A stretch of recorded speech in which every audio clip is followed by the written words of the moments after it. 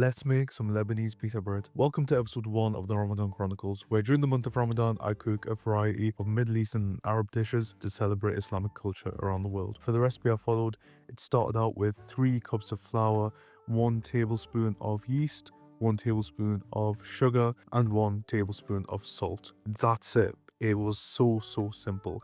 Then mix it all up together, and once it's all combined thoroughly, then slowly add in water bit by bit until it turns a bit sticky. At some point the spoon starts to fail, you got to go in with your hands.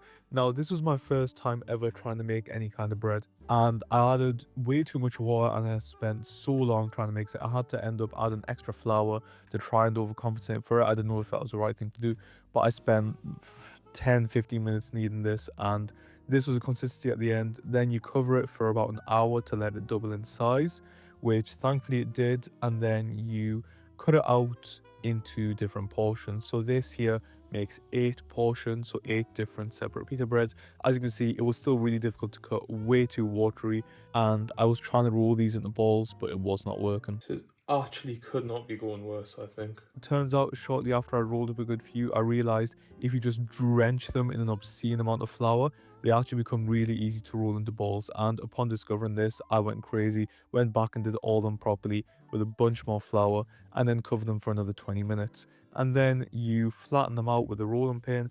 Personally, I don't own a rolling pin, so I used a big glass Greek bottle of water, chucked on a bit of flour, and again, first time making any form of bread. I don't know how to roll things. The first time went terribly. I think I've made...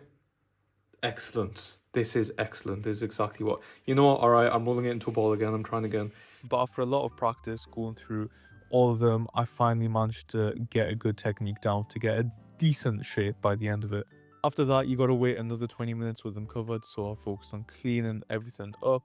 It wasn't too bad, although my scourer did face quite a bit of damage.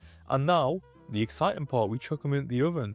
Here's me chucking in the first pita breads, which are very misshapen and misrolled. If anything happens, it'll be a Ramadan miracle, honestly. And surprisingly, they did start to puff up a little bit. And this is a reference from the video I was following for how they should look. But it wasn't until we moved on to the ones that actually rolled out kind of properly that something magical started to happen. Oh my god, guys, oh my god, oh my god, oh my god, guys!